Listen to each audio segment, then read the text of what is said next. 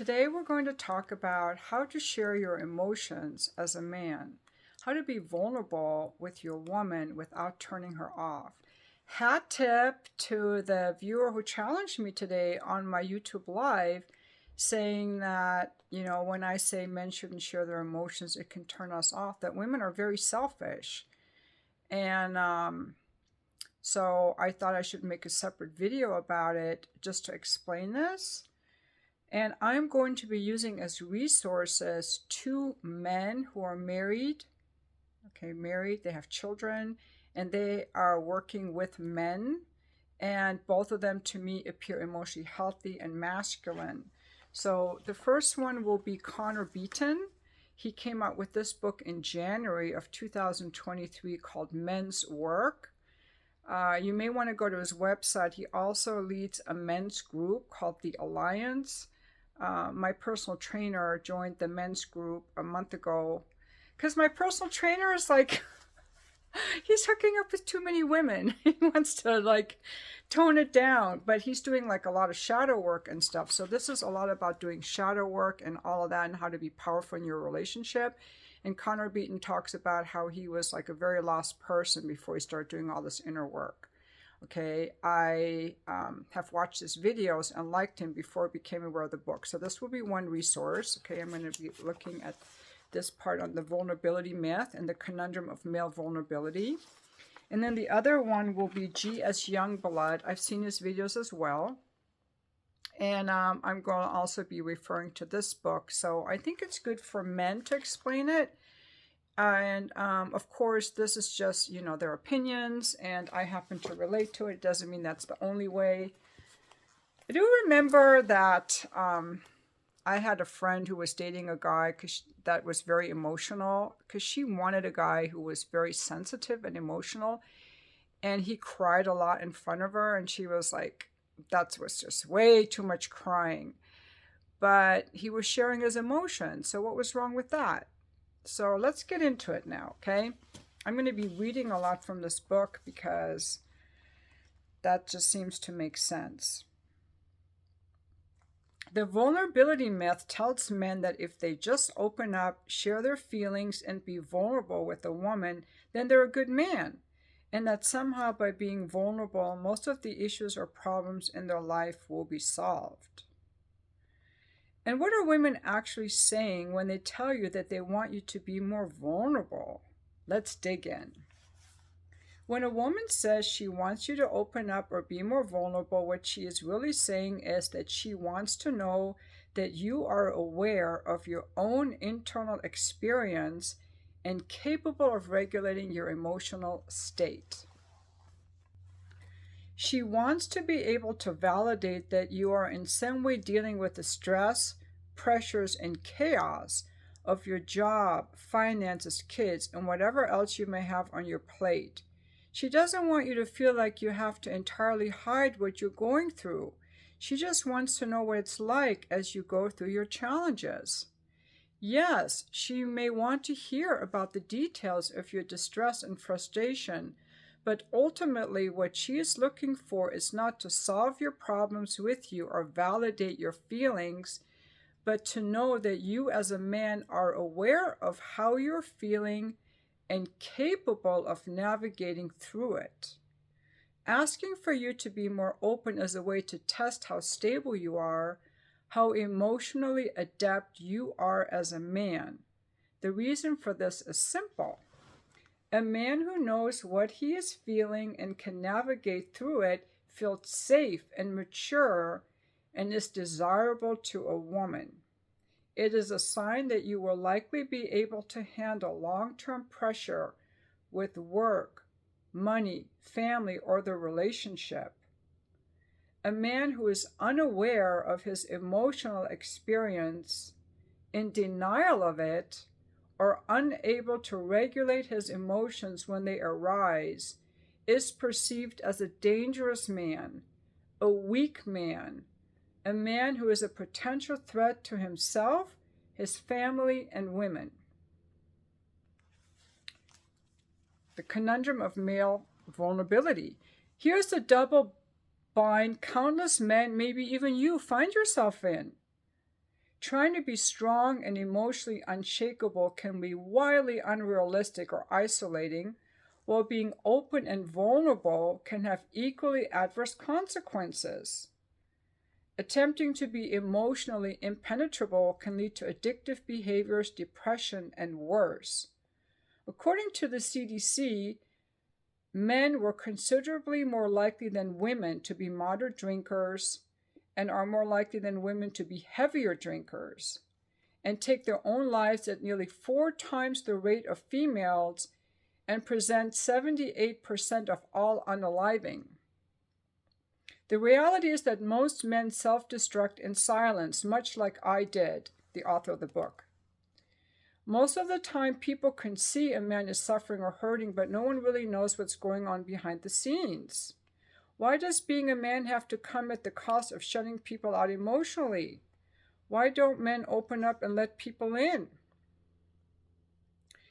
They torture themselves in their emotional dungeon for months and sometimes years. While being emotionally vulnerable, especially around the ones asking for their vulnerability, can be met with rejection, shutdown, and being cast out. There's a real risk involved for you as a man to open up, and you know it.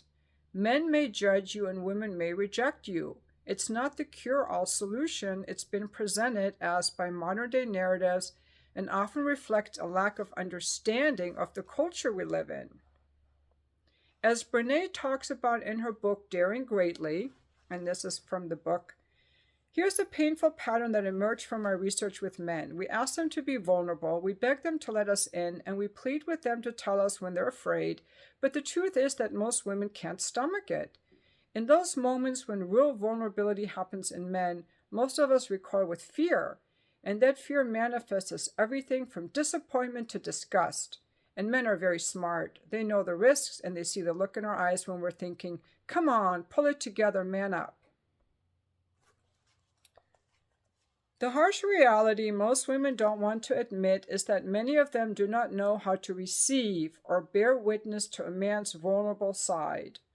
Some women actively reject it and close off in a relationship, lose sexual attraction, or find themselves less interested and less able to trust after a man expresses his weaknesses or insecurities. Many women say they want men to be more vulnerable, but when a man does express some form of weakness or vulnerability, it can be met with hostility, repulsion, and disgust. So, what are you to do? Hold it in or let it out? It can feel like a trap either way, which is why we must walk a different path. Opening the cage.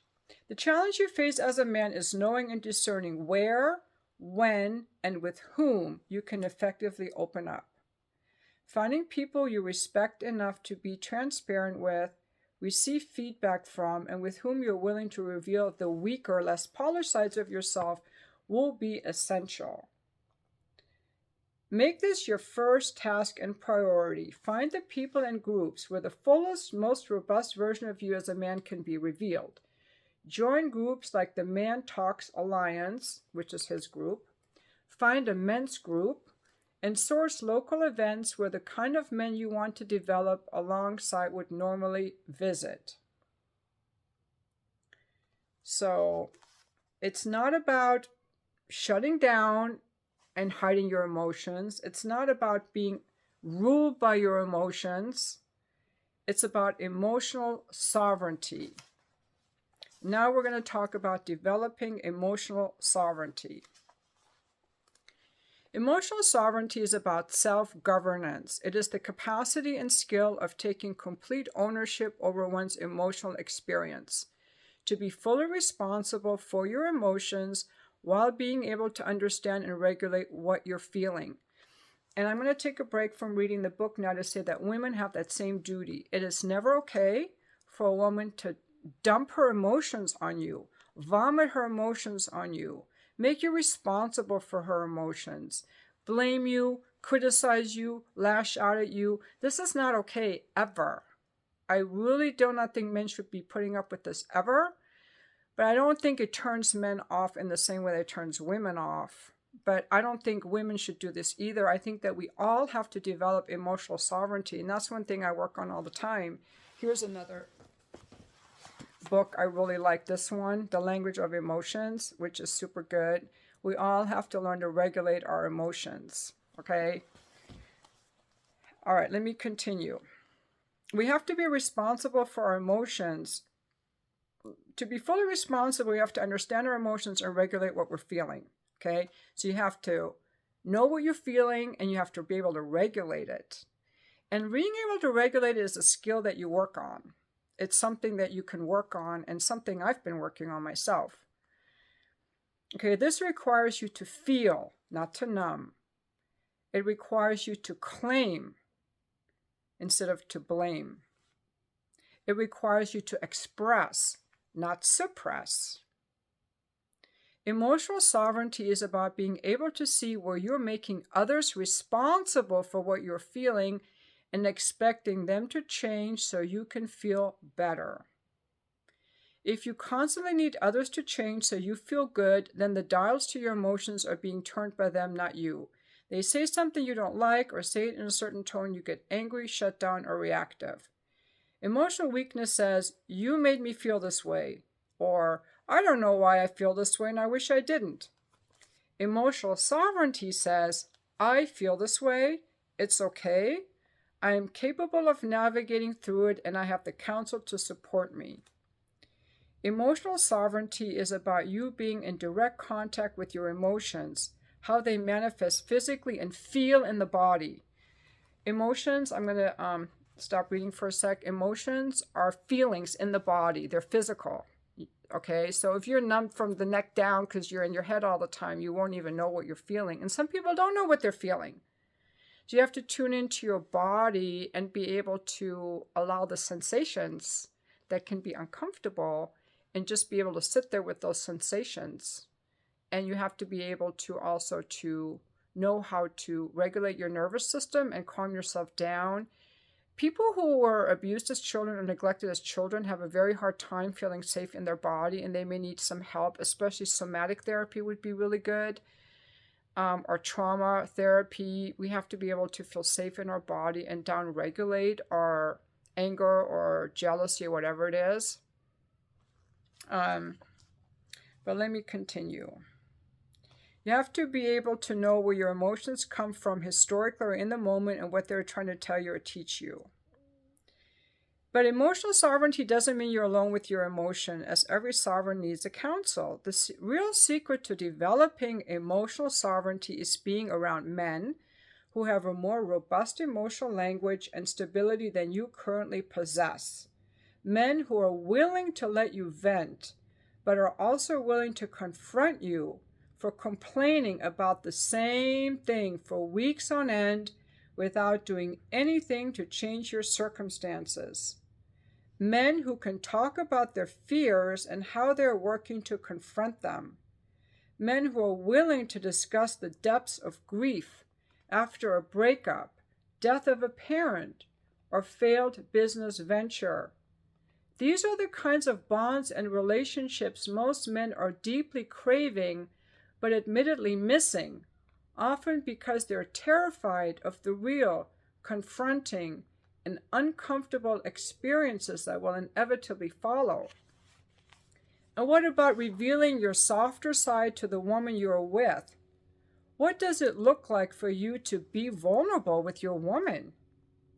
First, you must have built a solid foundation and trust.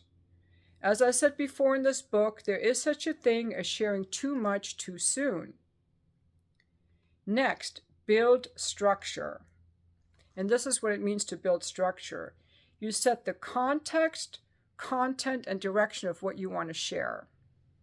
For example, if you want to share about a work problem and want to talk about it out loud without getting feedback, you could say, "Babe, I need 2 minutes to work through a work problem out loud without any feedback. Just want you to listen. Can you do that?" Or maybe you need to take ownership over something that you've become aware of with regards to your actions, emotions, or behavior. You may have been feeling grief and sadness about your mother's cancer diagnosis and want to let your partner know what you've been feeling. You could say, Hey, do you have a few minutes? It's hard for me to say, but I've been feeling a lot of sadness about my mom's diagnosis and just want to share, but could also use some insight into what I can do. Again, context, content, and direction. Let her know what you are doing to work through the challenges you're facing and what resources you've sought out in order to navigate through the obstacles. Share that you're working through this with the men in your life, seeking counsel, or have found a mentor to help you navigate the hardship. But do not force her to consistently be the person who plays the role of emotional counsel or emotional mentor. Worry less about being a vulnerable man and take aim at being a man who is emotionally sovereign. Now, I'm not saying that all relationships have to be like that. This is his advice, and that, this is one way to do it. This is a way that I personally would like it done. But, leave your comments if you would rather have it differently. Now, conquering relational conflict, the rules of engagement. So you definitely want a woman who's compassionate, right? So choose a woman you want to navigate hardship and conflict with. I'm going to repeat that. Choose a woman you want to navigate hardship and conflict with. Choose someone you're willing to engage in confrontation with and be challenged by. Do not allow yourself to merely tolerate the person you're with and the way they behave during conflict, or this tolerance will lead to resentment and slowly erode the intimacy. Aim to know who they are during conflict and decide for yourself whether this is amicable for you and something you can live with, maybe even come to appreciate. It is a necessary mechanism within an intimate relationship, as you and your partner will inevitably have different opinions, beliefs, desires, and perspectives on how things should be done. So relational conflict is not a bad thing. Maybe you didn't know this because of what you saw growing up. Maybe conflict in your household was volatile, loud, passive-aggressive, or completely hidden altogether. Regardless of the kind of upbringing you had, choosing someone you trust, respect, and you can engage in conflict with when it arises is crucial. It may seem unnecessary to say, but a woman's anger and intensity is not an excuse for your reactivity, childish attacks, or volatility. Likely, one of your greatest tests within the relationship will be when she's angry, sad, creating conflict, attacking you, or disappointed with you. Stay with her intensity and learn where to create structure or set boundaries. You as a man have to set boundaries on your woman's emotions. I am not kidding, guys. You should not be putting up with bad behavior or bad emotions. I totally agree with this. Learn how to navigate her fire and move with the flow of her force, but know where the line is and communicate what you're unwilling to tolerate from a grounded and emotionally calm space. The ultimate test of a relationship is its ability to hold and navigate different views, opinions, and desires. How you and your partner engage in conflict will ultimately determine not only your satisfaction within the relationship, but the stability, connection, and intimacy of the relationship itself.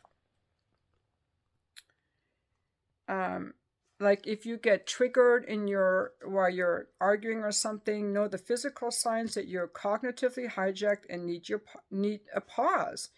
Do you feel your chest collapse and your hands getting sweaty, your feet want to run, maybe you become cold and numb or shut off? Use a set phrase you can use like, I feel shut down and I'm going to pause this conversation, but we'll reconnect with you and then you give a time, 20 minutes or an hour, something like that. And then you do come back and continue the conversation. So that's is one way of managing it. If you truly wish to lead within your relationship, then you must be willing to lead the repair. This is essential to emotional sovereignty, as you're not waiting for someone to reconcile so you feel better. That's a huge one. I think the woman has to be willing to do it too, though. I'm going to disagree that has to be the man, but the man should be willing to do it, okay? He has to be willing to do it. This does not mean you're responsible for solving your partner's emotional problems, but instead means you dedicate yourself to becoming masterful and moving the two of you through the conflicts that will inevitably arise. There will be moments in your relationship where the connection or intimacy has been torn. You may find yourself wishing to avoid the conversations necessary to repair the relationship, placing the weight of reconnecting on your partner. Do not get caught in debates about who is right or wrong. Be the one who creates the bridge or extends an olive branch to repair. Your work as a man is to protect and maintain that which matters most to you. So when you disconnect from your partner for long periods of time or refuse to repair when the communication or intimacy has become damaged, you are telling your partner with your actions that the partnership or relationship is not worth maintaining. Eventually, your partner will wonder why you chose them, question your engagement in the relationship, which can lead to all kinds of issues. Absolutely.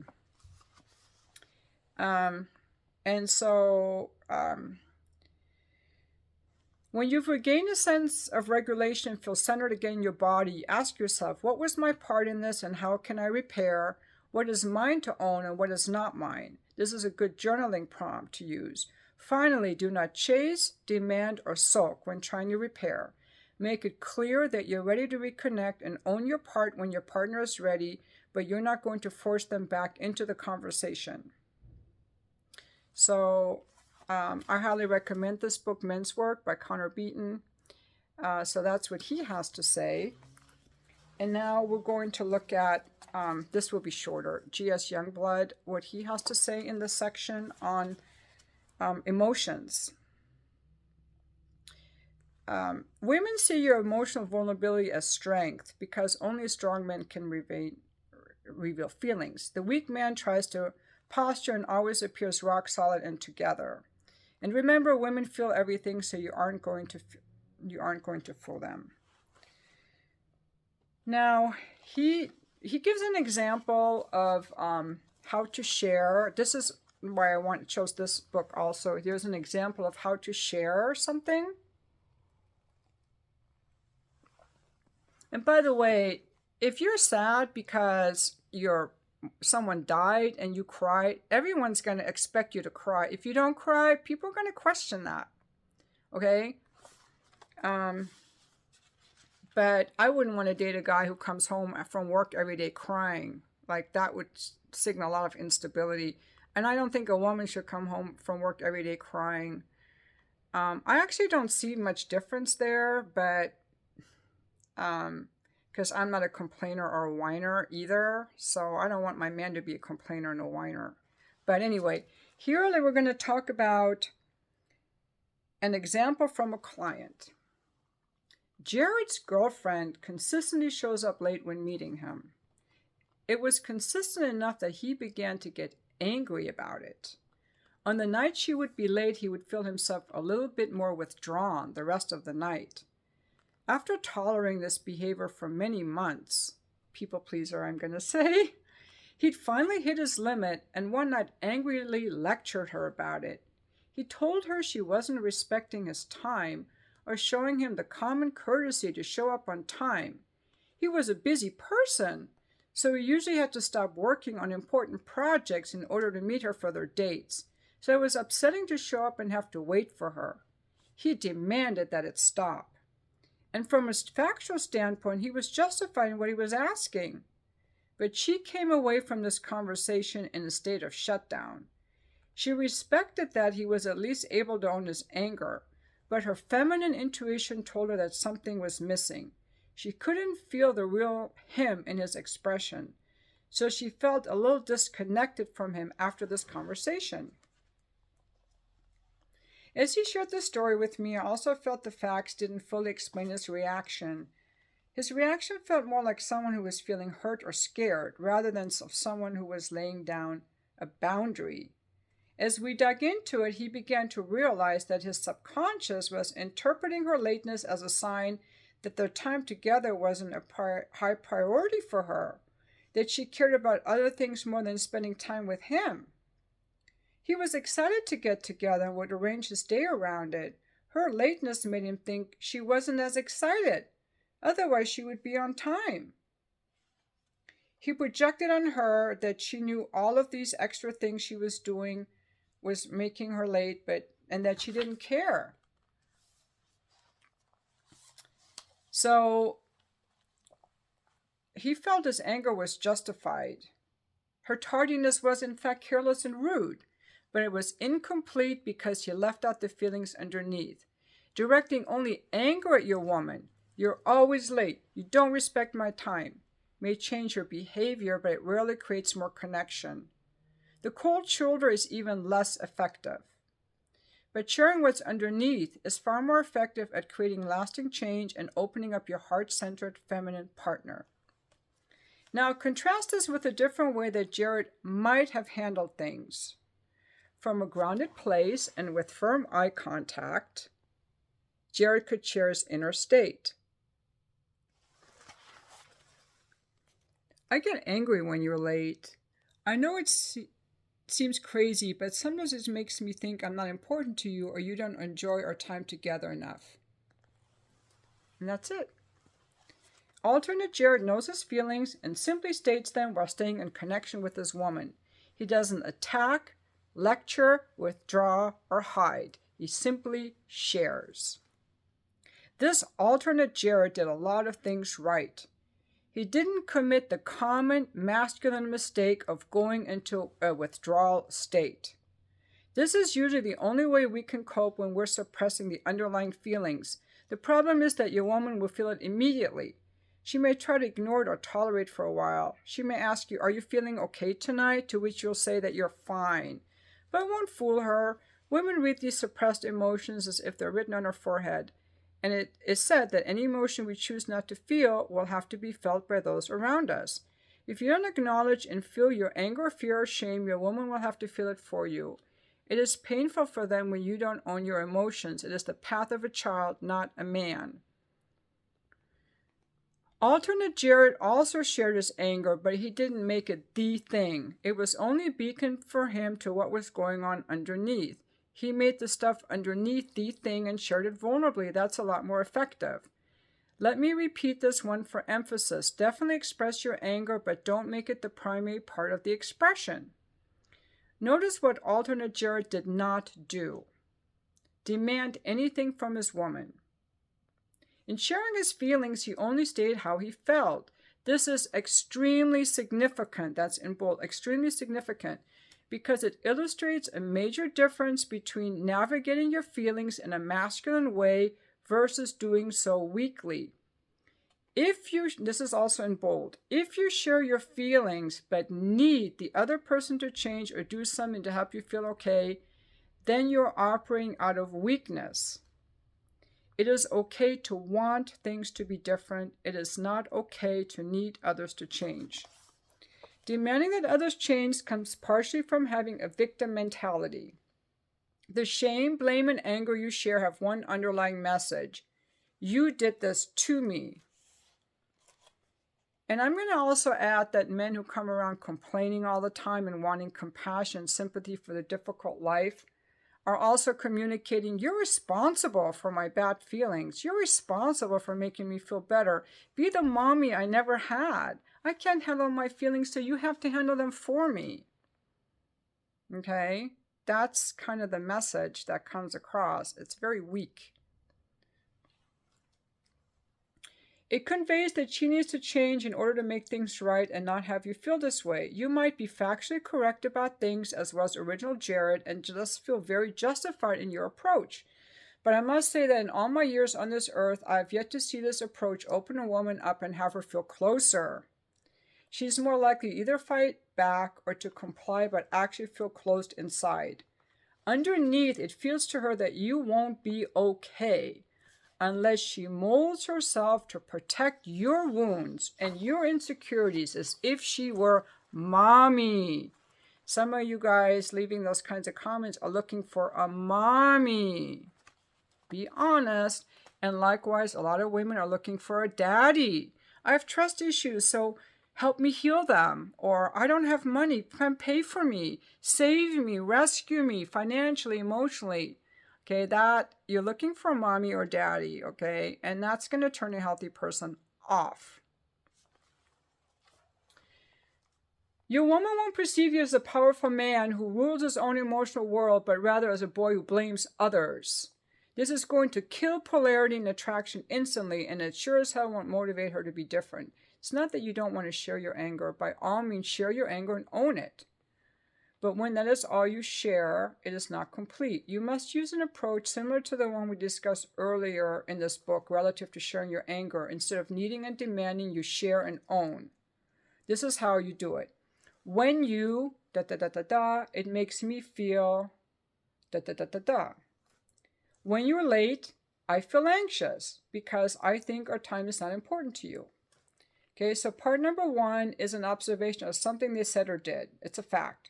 The second part is a feeling within you. It's not a fact, it's a feeling. There's no demand, it's just expressing what's true. You're owning your feelings rather than dumping them on your partner. Let me reiterate for emphasis, of course you want other people to do things differently at times. I am not suggesting that you deny that desire, just don't need it. Energetically, the two are very different. Needing someone else to be different comes off as desperate and weak. Yeah, well, I've been guilty of doing that with men, right? In my marriage, I definitely was coming from neediness and weakness there. Same for women. Don't try to change your man. It's weak. Like, accept him the way he is, tell him what you like or don't like. Don't expect people to change. The same goes for women. Okay, this point is a major principle of masculine leadership. This sentence is in bold coming up. The masculine man knows and shares his emotions without needing anyone else to do anything or change in order to make the pain of those emotions stop. The masculine man knows and shares his emotions without needing anyone else to do anything or change in order to make the pain of those emotions stop. He shares and he stops and he bears any pain himself. This is fundamental to our core tenet of responding versus reacting. But guess what? Most humans are naturally empathetic beings, and freed from your demand to change, these humans often choose to modify their behavior in order not to create the negative feelings you're expressing, without you even having to ask or demand. It is counterintuitive, but true nonetheless. So a healthy woman or someone who cares about you is going to say, whoa, it lands very powerfully. I didn't know I had this impact. Yes, I'm definitely going to be on time. Yes, I'm going to work on being on time. These are the things I'm going to do. Thank you for sharing. Like, it's a very powerful share. And someone who's empathetic, as long as it doesn't violate their own boundaries, sometimes they might say, I'm just being late. It's just, I don't care if I'm late. I don't know. But often people will do what you ask when you just share from a non-blaming kind of victim way. Now, having said all this, you can still add a request to the end of your expression, as we did in the chapter on anger, which I didn't read, but you can also add, I'd like you to be on time from now on. Or you can also say, when we meet for dates, I will wait up to 10 minutes. If you're not here, I'm going to leave. Or I'm going to order anyway. I'm going to order without you. Or I would really, this is just me adding that on. Now, share judiciously. Okay, we're going to get back to you can't tell your woman all of your deepest fears and pains. Remember that the masculine must sometimes suffer in silence. No, we're not your mommy. Remember that the masculine must sometimes suffer in silence. You don't need to share every time you have an emotional reaction. And I don't do that either. I have a lot of emotional reactions, which I calm myself down. I don't share everything with every person. It's having a little bit of boundaries, My advice to you is open up as needed. There are a few markers that tell me when openness is called for.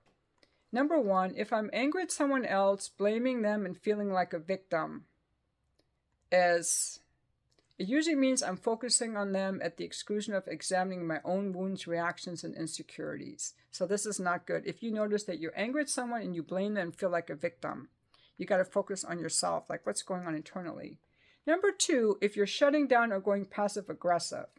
This accomplishes nothing except it isolates you from other people and your own feelings. Number 3, if your woman asks directly what you're feeling.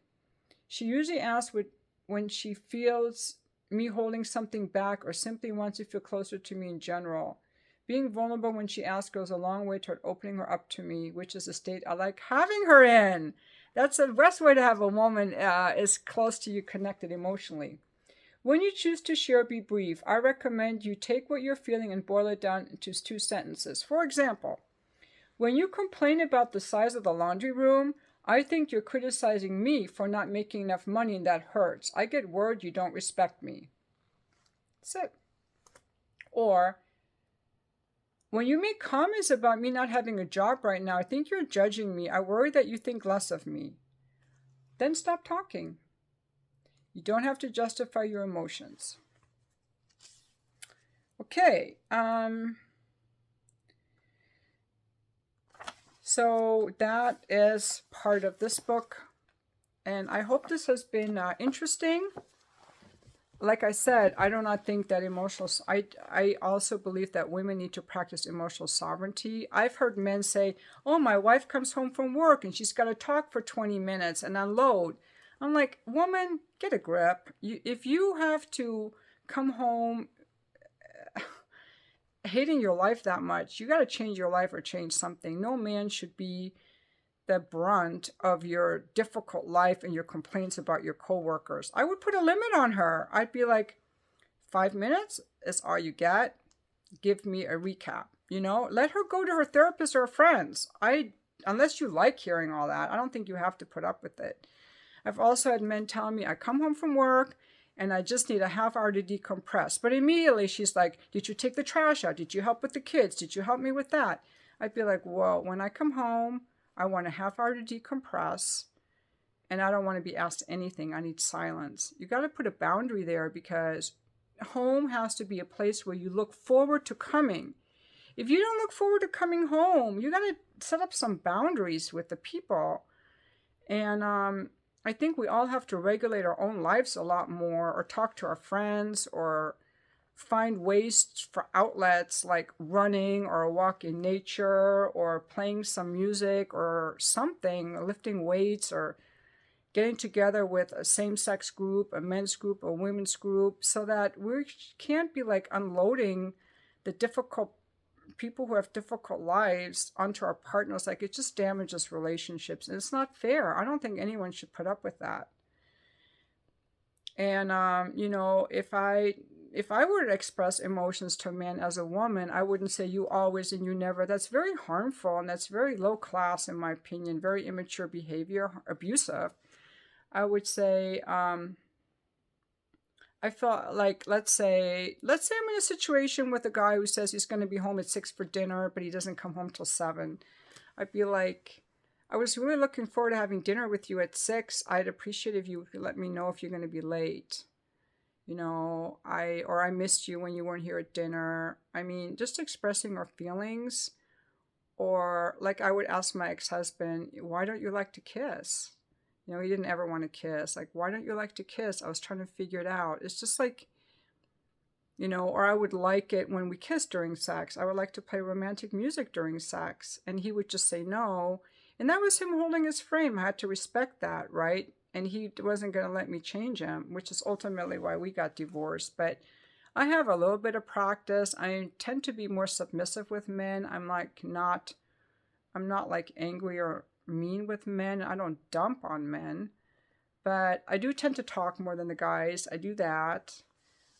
So I have strong, high expectations of myself and how I treat men, because I know if my behavior is not becoming, not only can he decide that he doesn't like being with me, but it's going to damage the relationship.